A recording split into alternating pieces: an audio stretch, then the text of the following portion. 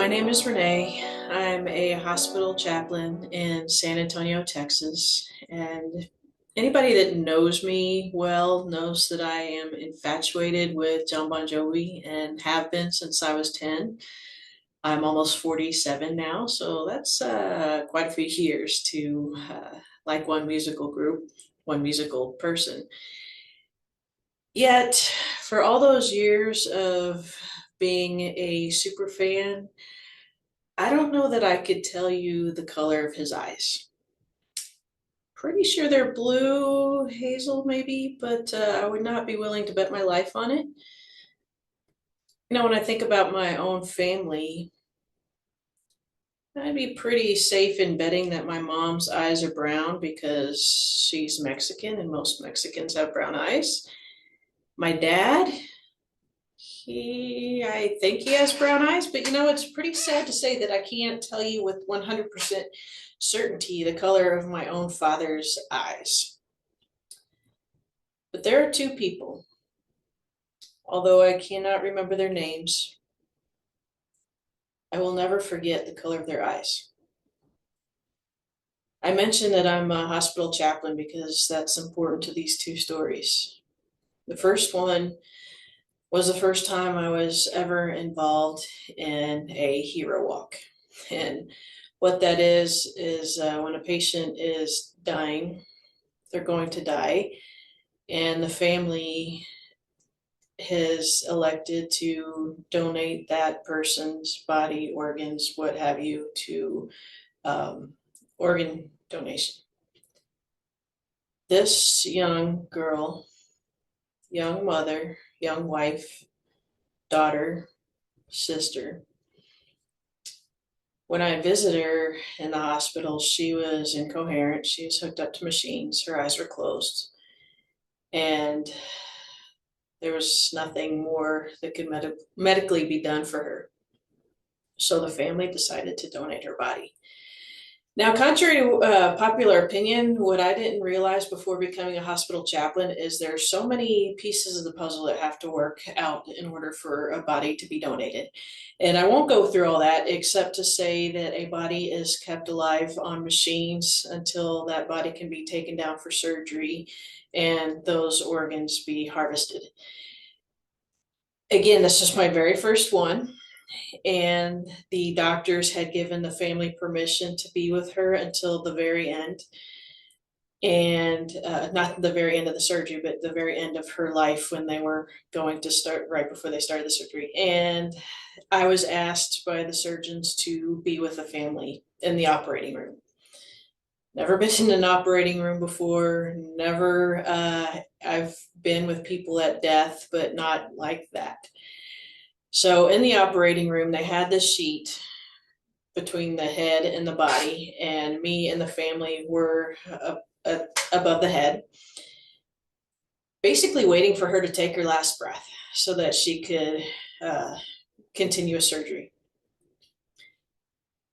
Before she died, this girl who I had not seen with her eyes open or coherent opened her eyes, turned to face her family, and just stared. And I'm standing behind the family. And I will never forget those piercing blue eyes. And I knew when she was about to die because she turned her head back around, closed her eyes, and that's when she took her last breath. Those blue eyes, I will never, ever forget. If I close my eyes and think of her, I cannot remember her name, but I will never forget those eyes. Fast forward a few years, we're in the beginning of COVID. Things are chaotic. Nobody really knows what's going on.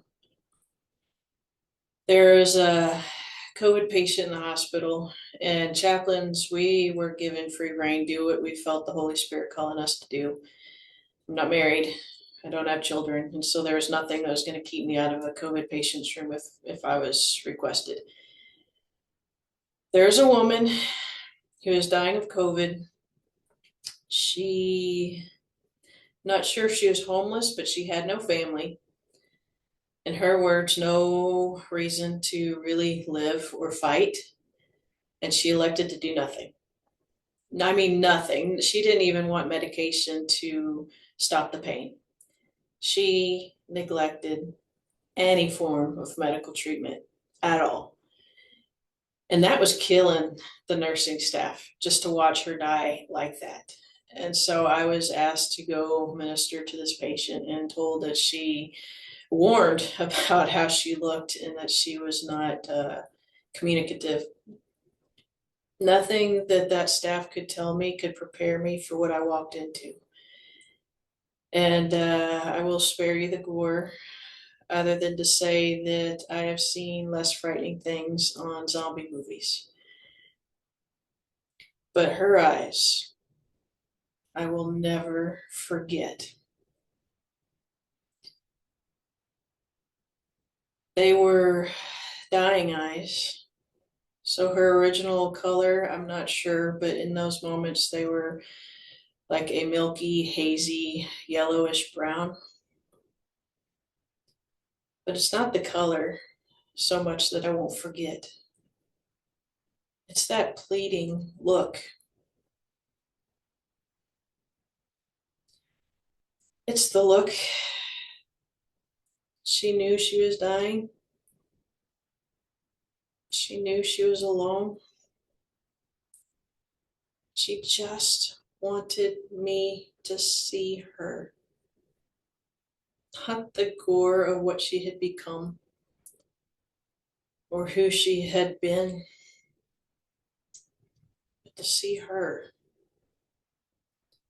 as a human being, as a fellow human being.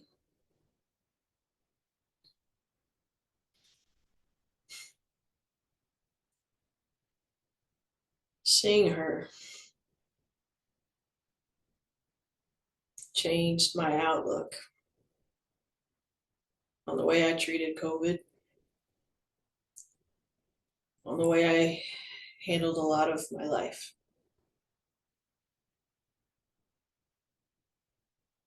That was one of the defining moments for me.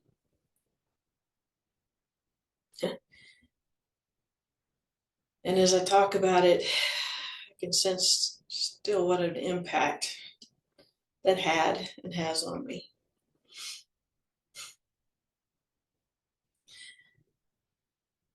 So when it came to this project, that's what I wanted my focus to be. The eyes, the face, something that technology has really robbed us. In Andy Crouch's book, The Life We're Looking For, he talks about the birth of a baby. When a baby is born, unless they're born blind, they search immediately, they search for a face. They search for recognition. They search to see, to be seen, for that connection, for that community. It's the way we were born. It's the way we're wired. And in the book, Digital Communion, the authors talk about Marshall McLuhan and his idea of the global village. This guy is speaking in the 60s, well before the age of modern social media. But he foresaw a time when media would connect the world, where we would make the world tiny. But with that, he also saw the spiritual impact that it may have. And in the readings we've done throughout this semester, one of the common themes I noticed was the lack of connection, the lack of human connection, that we're no longer seeing the human face, that we don't no longer value the individual. Even Christians, even those of us that claim to be God-fearing, Jesus-loving Christians, we have forgotten what it means to be human. God called us to love our neighbors. And I doubt there is a Christian in this world who would say that they don't believe that. But as our reading has indicated, we may believe that in theory, but I think in a lot of ways, if we look to the problems in our world, post-COVID, pre-COVID, whatever, I think a lot of it can be pinpointed to the fact that we may believe it, but we don't practice it.